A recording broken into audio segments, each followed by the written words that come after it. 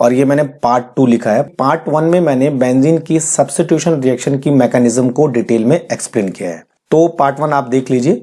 Part 1 से आपको पता चल जाएगा कि सब्स्टिट्यूशन रिएक्शन क्या होती है और इनकी मैकेनिज्म क्या होती है। आज हम पार्ट 2 में डिस्कस करेंगे कि बेंजीन सब्स्टिट्यूशन रिएक्शन क्यों देता है, और साथ में मैं इन चीजों पे भी डिस्कस करूंगा कि बेंजीन केवल इलेक्ट्रोफिलिक सब्स्टिट्यूशन रिएक्शन ही क्यों देता है, क्यों बेंजीन न्यूक्लियोफिलिक सब्स्टिट्यूशन रिएक्शन नहीं देता है, और बेंजीन साथ में ऑक्सीडेशन रिएक्शन भी नहीं देता है, और एडिशन रिएक्शन तो बेंजीन कभी भी नहीं देगा, और बेंजीन पॉलीमराइजेशन रिएक्शन भी नहीं देता है। तो आज मैं इन सारे पॉइंट पे डिस्कस करता हूं कि क्यों बेंजीन कुछ रिएक्शन देगा, कुछ रिएक्शन नहीं देगा। अच्छा दोस्तों, एक चीज और है, ऑक्सीडेशन और एडिशन ये दोनों रिएक्शन बेंजीन देता है, लेकिन ऑर्डिनरी टेम्परेचर और प्रेशर पे ये रिएक्शन नहीं होती। ऑर्डिनरी टेम्परेचर और प्रेशर पे केवल बेंजीन की इलेक्ट्रोफिलिक सब्स्टिट्यूशन रिएक्शन होती है। तो मोस्ट ऑफ रिएक्शन बेंजीन की इलेक्ट्रोफिलिक सब्स्टिट्यूशन रिएक्शन होती है, oxidation addition nucleophilic substitution reaction नहीं होती है। तो आज हम इन्हीं टॉपिक पे डिस्कस करने वाले हैं। एक छोटी सी रिक्वेस्ट आपसे है, अगर आपको इस तरह की वीडियो देखना पसंद है तो आप मेरे चैनल पर जाके बेल आइकन जरूर दबाइए, ताकि जब भी मैं कोई नया वीडियो अपलोड करूं तो आपके पास नोटिफिकेशन आ जाए। तो इसमें कंजूसी मत करना। तो दोस्तों, हम बात करते हैं electrophilic versus nucleophilic reaction. Compare करके आपको ये बताऊंगा कि इलेक्ट्रोफिलिक क्यों देता है, न्यूक्लियोफिलिक क्यों नहीं देता है। चलिए दोस्तों, तो शुरू करते हैं। तो मैं यहाँ पे एक बेंजीन का स्ट्रक्चर बना लेता हूं। तो ये हो गया बेंजीन, ठीक है। और एक तरफ मैं लिख लेता हूं इलेक्ट्रोफाइल और दूसरी तरफ मैं लिख लेता हूं न्यूक्लियोफाइल। अब थोड़ा सा ध्यान दीजिए, न्यूक्लियोफाइल पे होता है माइनस चार्ज और इलेक्ट्रोफाइल पे होता है प्लस चार्ज। अब थोड़ा सा अगर आपने बेंजीन के बारे में पढ़ा होगा तो आपने ये पढ़ा होगा कि बेंजीन एक प्लैनर और फ्लैट मॉलिक्यूल होता है, और फ्लैट मॉलिक्यूल होने की वजह से बेंजीन के ऊपर और नीचे दोनों तरफ एक इलेक्ट्रॉन क्लाउड होता है। यानी हम ये बोल सकते हैं कि बेंजीन एक सोर्स ऑफ इलेक्ट्रॉन है, यानी बेंजीन के चारों तरफ इलेक्ट्रॉन ही मिलेंगे। और इलेक्ट्रॉन का मतलब यह है कि बेंजीन चारों तरफ से माइनस चार्ज से सराउंडेड होगा, यानी इसके चारों तरफ कौन सा चार्ज होने वाला है, माइनस, क्योंकि इसके चारों तरफ क्या है, इलेक्ट्रॉन क्लाउड है। अब मुझे ये बताइए कि जो माइनस चार्ज है वो किस चार्ज को अट्रैक्ट करेगा, प्लस को कि माइनस को? ऑब्वियसली जवाब होगा प्लस को। तो इसका मतलब बेंजीन प्लस चार्ज को अट्रैक्ट करेगा, यानी किसको अट्रैक्ट करेगा, इलेक्ट्रोफाइल को अट्रैक्ट करेगा। तो इलेक्ट्रोफाइल को अट्रैक्ट करेगा तो इलेक्ट्रोफिलिक रिएक्शन ही देगा। जबकि न्यूक्लियोफाइल पे माइनस चार्ज होने की वजह से और बेंजीन पे भी माइनस चार्ज है, तो दोनों एक दूसरे के चार्ज को क्या करेंगे, रिपेल करेंगे। और रिपेल करेंगे तो न्यूक्लियोफाइल बेंजीन के पास भी नहीं फटकने वाला है। तो बेंजीन किसको पसंद करेगा, इलेक्ट्रोफाइल को।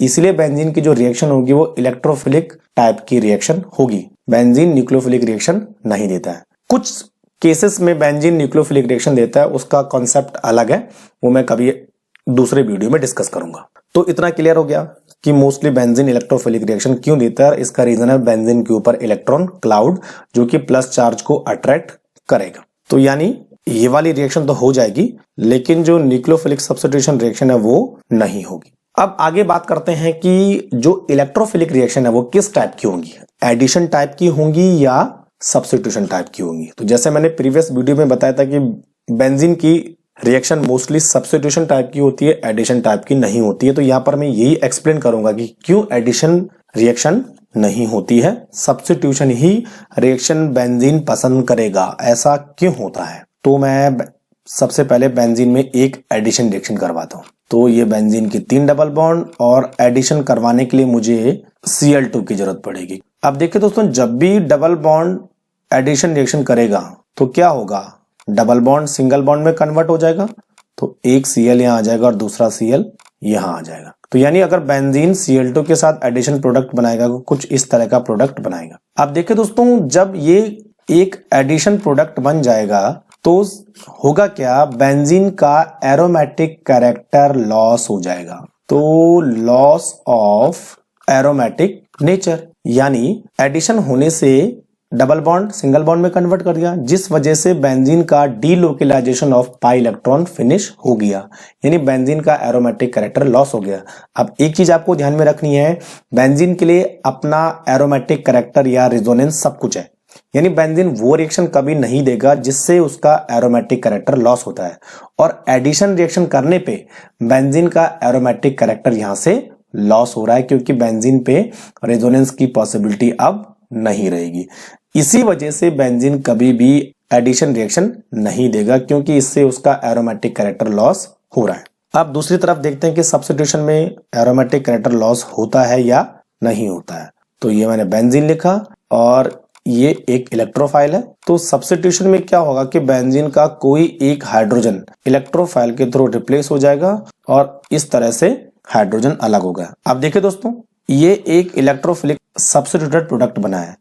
इलेक्ट्रोफाइल के अटैच्ड होने से बेंजीन का एरोमेटिक कैरेक्टर रिटेन रहता है। तो मैं यहाँ पे लिख देता हूं रिटेन ऑफ एरोमेटिक कैरेक्टर। तो यानी इसका मतलब कि सब्स्टिट्यूशन रिएक्शन से बेंजीन के एरोमेटिक नेचर पे या उसके रेजोनेंस पे कोई फर्क नहीं पड़ रहा है, बेंजीन का रेजोनेंस रिटेन हो रहा है। तो बेंजीन इस तरह की रिएक्शन को प्रिफर करेगा, इसीलिए बेंजीन जो है इलेक्ट्रोफिलिक सब्स्टिट्यूशन रिएक्शन देता है रेदर देन एडिशन रिएक्शन। तो बेंजीन कभी भी एडिशन रिएक्शन नहीं देगा। कौन सी रिएक्शन देगा? Substitution reaction. और रीजन क्या है? एरोमेटिक कैरेक्टर को बचा के रखना। तो ये कॉन्सेप्ट आपको समझ में आ गया होगा। अब थोड़ा सा हम बात कर लेते हैं कि बेंजीन का अगर हम ऑक्सीडेशन करें in the presence of oxidising agent, और मैं यहां पर एक ऑक्सीडाइजिंग एजेंट लिखने वाला हूं पोटेशियम परमैंगनेट यानी KMnO4। अब देखिए दोस्तों, अगर मैं KMnO4 को किसी एसाइक्लिक डबल बॉन्ड या ट्रिपल बॉन्ड के साथ रिएक्ट करूं तो KMnO4 का जो पिंक कलर है वो डिसअपियर हो जाएगा और ब्राउन कलर आ जाएगा। ठीक उसी तरह अगर बेंजीन के डबल बॉन्ड के साथ अगर हम KMnO4 को ट्रीट करने की कोशिश करें तो बेंजीन के डबल बॉन्ड सारे के सारे एक दूसरे से रेजोनेंस कर रहे हैं, जिस वजह से KMnO4 बेंजीन का ऑक्सीडेशन नहीं कर पाएगा। जबकि बेंजीन में डबल बॉन्ड है तो ये इसका ऑक्सीडेशन नहीं कर पाएंगे। लेकिन अगर एसाइक्लिक कंपाउंड होता है तो KMnO4 डबल बॉन्ड को ऑक्सीडाइज करके सिंगल बॉन्ड में कन्वर्ट कर देते हैं। तो इसीलिए बेंजीन KMnO4 के थ्रू ऑक्सीडाइज नहीं हो पाएगा। तो इतना समझ में आ गया कि बेंजीन का हम ऑक्सीडेशन नहीं कर सकते। अब अगर इस तरह का कोई कंपाउंड हो, बेंजीन के ऊपर एक मैंने मिथाइल ग्रुप इंट्रोड्यूस कर दिया, और अब अगर इसका मैं ऑक्सीडेशन करता हूं इन द प्रेजेंस ऑफ KMnO4, इस टॉल्विन का, इसका नाम है टॉल्विन, और टॉल्विन का अगर ऑक्सीडेशन होता है इन द प्रेजेंस ऑफ KMnO4 तो ये जो साइड चेन इस पे जुड़ी है ये पूरी की पूरी कार्बोक्सिलिक एसिड में चेंज हो जाती है इस तरह से, और हमारा प्रोडक्ट बन जाता है बेंजोइक एसिड। तो अभी भी क्या हुआ, इनका एरोमेटिक कैरेक्टर रिटेन रहा है, केवल जो साइड चेन है वो पूरी की पूरी ऑक्सीडाइज होकर किसमें कन्वर्ट हो गई? कार्बोक्सिलिक एसिड ग्रुप में। तो ये रिएक्शन टॉल्विन के साथ पॉसिबल है जब बेंजीन पे एक कोई साइड चेन सब्स्टिट्यूशन के फॉर्म में होती है। अब अगर इसी टॉल्विन का एक और मैं ऑक्सीडेशन करूं और मैं ऑक्सीडाइजिंग एजेंट चेंज कर देता हूं, और मैंने यहाँ पे ऑक्सीडाइजिंग एजेंट लिया क्रोमिल क्लोराइड CrO2Cl2, और अब मैं इस टॉल्विन का ऑक्सीडेशन करता हूं तो देखिए दोस्तों, टॉल्विन जो है इस समय बेंजल्डिहाइड में कन्वर्ट हो जाएगा। This is called benzaldehyde. यानी अब इन दोनों रिएक्शन को अगर मैं एक्सप्लेन करूं तो KMnO4 एक स्ट्रॉन्ग ऑक्सीडाइजिंग एजेंट है जो कि रिएक्शन को कार्बोक्सिलिक एसिड तक ले गया, जबकि जो क्रोमिल क्लोराइड है वो एक माइल्ड ऑक्सीडाइजिंग एजेंट है जिसके थ्रू जो ऑक्सीडेशन होगा वो केवल एल्डिहाइड ही तक होगा, यानी एल्डिहाइड आगे जाके कार्बोक्सिलिक एसिड में कन्वर्ट नहीं हो पाएगा। तो इस तरह से हम अगर बेंजीन के ऊपर कोई हाइड्रोकार्बन साइड चेन लगी है तो वो एल्डिहाइड और कार्बोक्सिलिक एसिड में कन्वर्ट हो जाती। अब दो और एग्जांपल मैं करके यहाँ पे बताता हूं। देखिए दोस्तों, बेंजीन के ऊपर ये साइड चेन लगी है और इसका सेम ऑक्सीडेशन हम करवाते हैं KMnO4 की प्रेजेंस में, तो होगा कि ये पूरी की पूरी साइड चेन, चाहे कितने कार्बन की हो, ये पूरी की पूरी साइड चेन एक कार्बोक्सिलिक एसिड ग्रुप में चेंज हो जाएगी और यहाँ पे बन जाएगा बेंजोइक एसिड। तो एक चीज आपको ध्यान रखनी है, जब भी आप कन्वर्जन करेंगे तो साइड चेन चाहे 2 कार्बन की हो, 3 कार्बन की हो, 4 कार्बन की हो, पूरी की पूरी KMnO4 की प्रेजेंस में कार्बोक्सिलिक एसिड ग्रुप में चेंज हो जाएगी। उसी तरह यहाँ पर 2 साइड चेन लगी है जिसको हम बोलेंगे जाइलिन, और अच्छा नाम होगा इसका ऑर्थोजाइलिन। तो ये दोनों के दोनों ग्रुप कार्बोक्सिलिक एसिड ग्रुप में चेंज हो जाएंगे इस तरह से। तो ये बन जाएगा थैलिक एसिड। तो इस तरह से ये सारी रिएक्शन आपको कन्वर्जन में हेल्प करेगी। तो बोलने का मतलब है कि अगर आप बेंजीन का ऑक्सीडेशन करें तो होगा नहीं, लेकिन अगर बेंजीन के ऊपर साइड चेन है तो वो ऑक्सीडाइज होगी, या तो एल्डिहाइड बनाएगी या तो कार्बोक्सिलिक एसिड बनाएगी। इतना समझ में आ गया होगा। और लास्ट में एक बचता है पॉलीमराइजेशन।